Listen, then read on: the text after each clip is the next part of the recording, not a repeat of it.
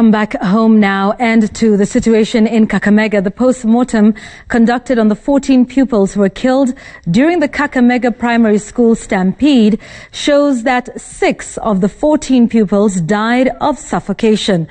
According to Western Region Government pathologist Dixon Mchana, some students sustained fractures. This as the families visited the morgue ahead of tomorrow's mass funeral service to be held at Vuhungu Stadium. Leo tumeweza kuchunguza miili ya malaika ambao walituacha siku 3 zilizopita na tumekamilisha kuandika ripoti za polisi. Mauti ya wote ilisababishwa na kukosa hewa ajili ya kulaliana. Kwa kimombo tunaita suffocation. Ndio, wote 13 wa leo na hata yule mmoja ambaye alitoka siku 2 zilizopita, mauti ilipatikana na njia hiyo moja. 14 lives needlessly lost, and that is not the only one. There have been quite a number of others, and it's time for an explainer tonight where we just take a look at what is happening with safety standards in schools in the country.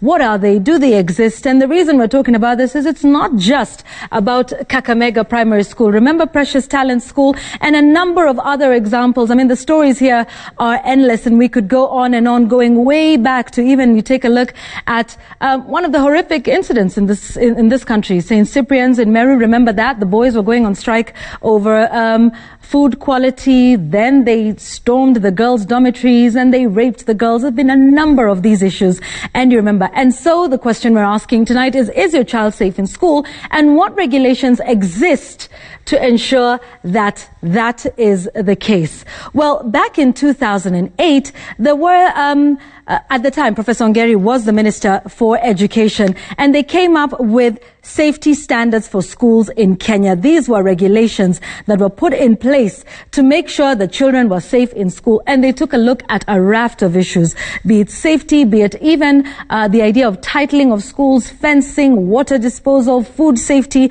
a raft of issues. Now, the regulations are 13, but I will take you through a few of them that are relevant to some of the cases we have seen recently. So starting with this one, safety on school grounds. It talks about the demarcation of schools, making sure they're fenced and with a proper secure gate. It talks about ensuring that all the schools in the country are properly titled, if not ensuring that they have the right title deeds and ownership of the schools. It talks about fencing, saying there should be a properly fitted and lockable gate with a security office. Now, as we go through this, you'll start to ask yourself whether the school you take your child to has any of these regulations that are required. It also says that there should be good security arrangements both day and night.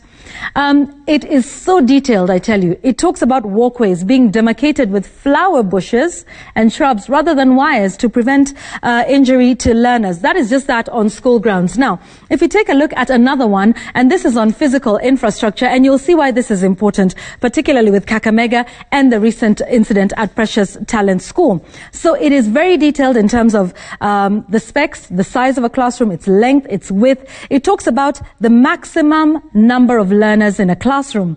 That is 30 on 1-seater desks and about 40 on 2-seater desks that they're sharing. Now, if you take a look at some of the numbers that are coming out of Kakamega Primary School, it says there are 3,128 pupils in the school and there are 51 classrooms. If you do the math, that shows about 61 students per class. And yet this regulation talks about 30 students.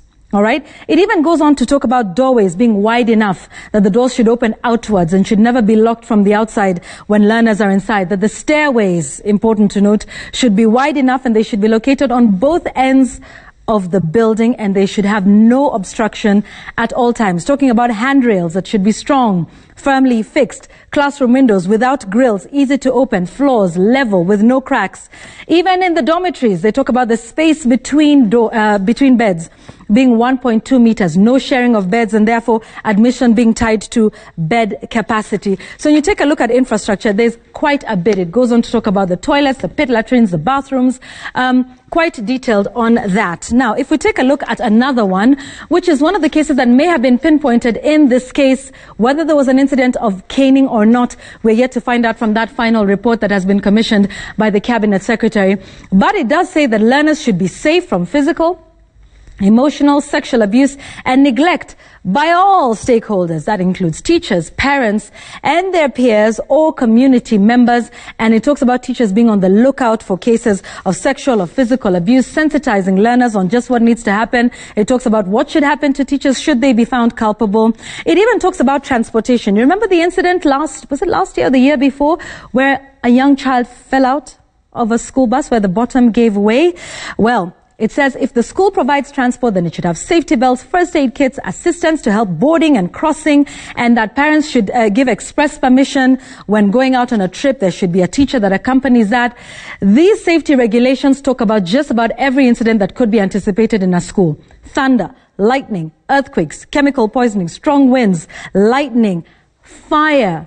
What to do in that case. In fact, with respect to outbreak of a fire, it states that there should be a fire drill in the school once a month.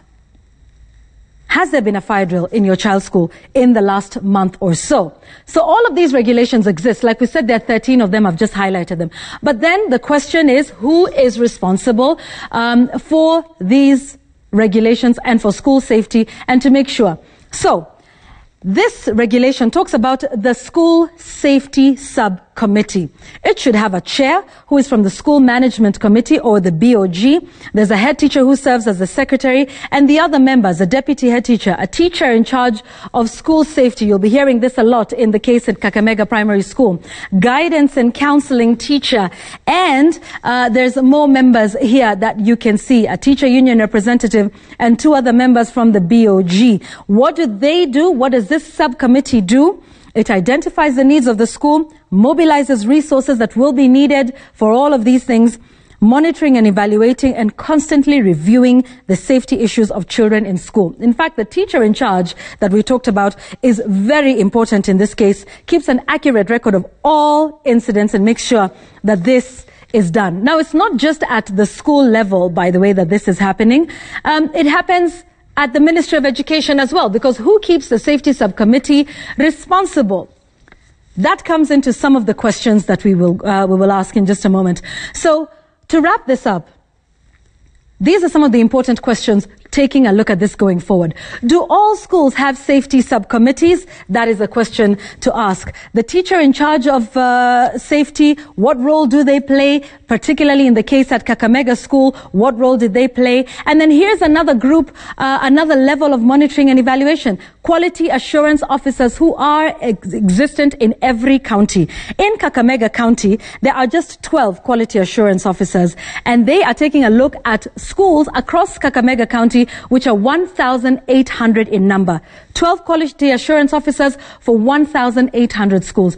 Are they well equipped? Do they have enough vehicles to move around Kakamega County, which, by the way, is quite expansive, from Navaholo, Butere, Shinyalu, Mumias, even in Lurambi constituency, where this school is located. So these are some of the questions that we should be asking. Here's another important one as I finish, and this is what happened to the Education Standards and Quality Assurance Council. This council is actually part of the Basic Education Act in this country.